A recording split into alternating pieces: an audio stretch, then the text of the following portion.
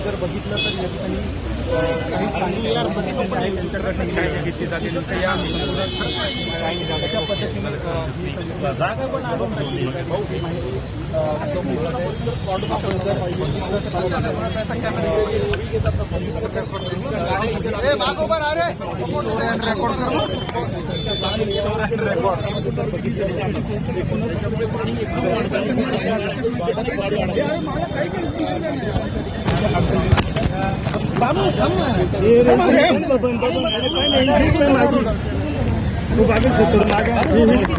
अभिजित एक मिनिट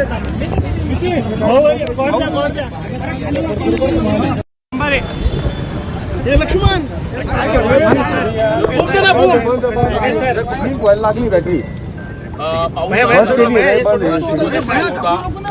या ठिकाणी एकूणच काय परिस्थिती आपण पाहणी केलेली आहे।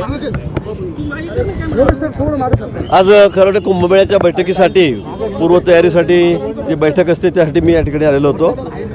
पण आज पाऊसही सकाळपासून खूप आहे, अतिशय मुसळधार पाऊस, म्हणजे त्र्यंबकेश्वरमध्ये सुद्धा खूप पाऊस आहे, नाशिकमध्ये खूप पाऊस आहे, गोदावरीला या ठिकाणी मोठा पूर आलेला आहे।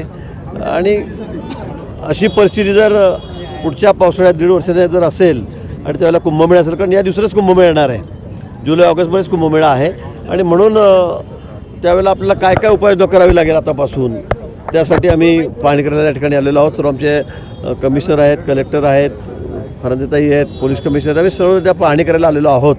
म्हणजे कुठे पुढे अडचण होता कामा नये, कारण हा शाही मार्ग आहे, इथूनच सगळे रथ पुढे रामकुंडापर्यंत जातील, पण आता जर आपण पाहिलं तर इथून कोणीच जाऊ शकत नाही, आणि म्हणून मग त्याला पर्याय काय, ऑप्शन काय, आणि म्हणून ते आम्ही बघतोय आणि त्याची तयारी तात्काळ आम्ही या ठिकाणी करणार आहोत। हा संपूर्ण परिसर जो आहे त्या ठिकाणी पर्यटक येतात, भाविक येत असतात, त्यांच्या गाड्या पार्क असतात, अचानक पाण्याचा प्रवाह वाढल्यामुळे अनेकदा गाड्या या ठिकाणी अडकतात।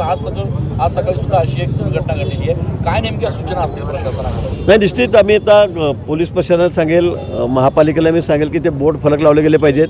इथे काही लोक अशा दिवसामध्ये उभे करून गार्ड्स त्यांना गाड्याचं पार्किंग त्यांना वेगळ्या ठिकाणी करायला लावावं लागेल, कारण आता अचानक पाऊस येतो, आपण बघितलं की रेकॉर्डतोड पाऊस या ठिकाणी होतोय, वरती होतोय, आणि त्यामुळे अचानक पूर येतो, आणि मग कोणाला याची कल्पना नसते की इतक्या जोरात या ठिकाणी एवढा मोठ्या प्रमाणात पूर येईल, आणि म्हणून या ठिकाणी आता आम्ही फलके लावू, सगळ्या आमचे गार्ड्स या ठिकाणी ठेवून पार्किंग कुठे करायचं, किती सुरक्षित ठिकाणी कुठे करायचं हे आम्ही सूचना देऊ। या ठिकाणी गोदावरीवर काही पूल जे आहेत ते जीर्ण झालेले आहेत, 100 वर्षापेक्षाही अधिक आयुमान त्यांचं झालेलं आहे। निश्चित आम्ही काही पूल त्या ठिकाणी तोडतो आहोत, नवीनही पूल आम्ही करतो आहोत, त्याचे टेंडरही झालेले आहेत, 4-5 पुलांचे टेंडर आता झालेले आहेत। मला वाटतं एक या आठवड्यातच वर्क ऑर्डरसुद्धा त्याची होईल, म्हणजे जीर्ण झालेले आहेत। आता हाही पूल आपण जो उभा आहे हा पण जीर्ण झालेला आहे, मधला जो पूल आहे तोही आपण त्या ठिकाणी काढतोय, पण कुंभमेळ्याच्या दृष्टीने कुठे अडचण होणार नाही, गर्दीचं नियोजन व्यवस्थित होईल यासाठी आमची पूर्ण तयारी चाललेली आहे। नाले सफाईचा पाणी आहे ते मिसळत आहेत, अनेक ठिकाणी ड्रेनेजमधून बाहेर पाणी येतं चेंबरमधून, त्यामुळे पावसाळ्यापूर्वी जे काही महापालिकेची कामं आहेत तेच कुठे ते फोल्ड ठरलेले दावा तेही आम्ही बघतो आहोत। इथे काही ठिकाणी ड्रेनेजचं पाणी निघतंय, आणि त्या स्मार्ट सिटीच्या योजनेमध्ये काही चुका झालेल्या आहेत,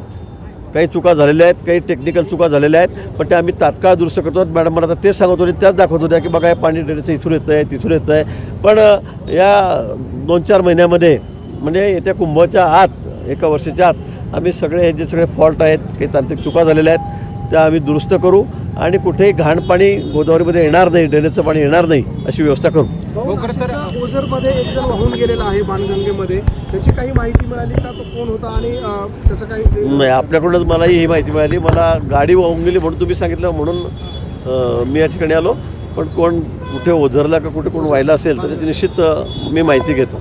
राज्यभरातच अनेक ठिकाणी पाऊस मुसळधार झालेला आहे, अनेक ठिकाणी पाणी साचलेलं आहे, कुठे रस्ते बंद झाले आहेत, एकंदरीतच पूर्ण राज्य पातळीवरती कसं आपत्ती व्यवस्थापन? मला वाटतं आता पावसाळा म्हटलं म्हणजे पाऊस पडणार आहे, कोकणामध्ये विशेष करून मोठ्या प्रमाणामध्ये पाऊस या ठिकाणी तो आहे, मुंबईमध्ये 2-3 दिवस सततधार पाऊस त्या ठिकाणी सुरू आहे, पण सगळं धोक्याच्या बाहेर आहे।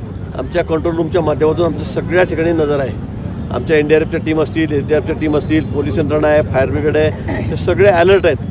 परवा आपण बघितलं असेल ज्यावेळेला पुण्यामध्ये मावळ तालुक्यामध्ये दुर्घटना घडली आणि त्यात तो पूलच कोल्याप झाला. पण लगेच 10 मिनिटांमध्येच तिथे NDRFची टीम त्या ठिकाणी गेली. CRPFचा कॅम्प तिथे मोठा बाजूला होता. ते सगळे जवान त्या ठिकाणी धावून गेलेत.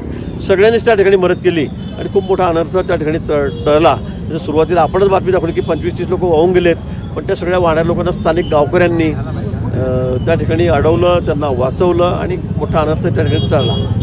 गिरिजो, एक राजकीय प्रश्न. एकनाथ खडसे म्हणताय की बडगुजरांना घेतलं पण माझ्यात घ्यायला अडचण काय पाहिजे? आता तुम्हीच आत्मपरिषद करा की तुम्ही बडगुजरांपेक्षा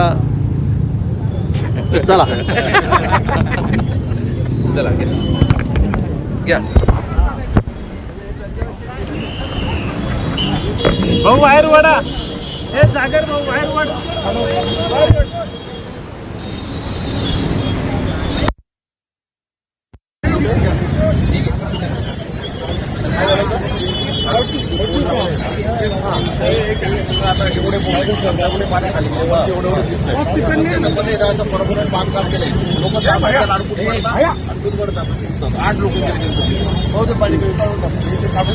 कामाचं नसेल तर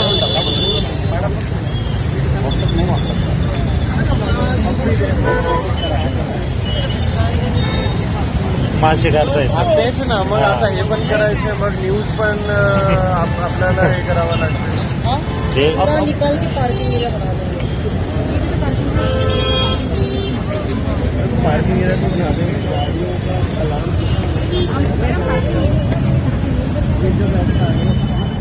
जर आपण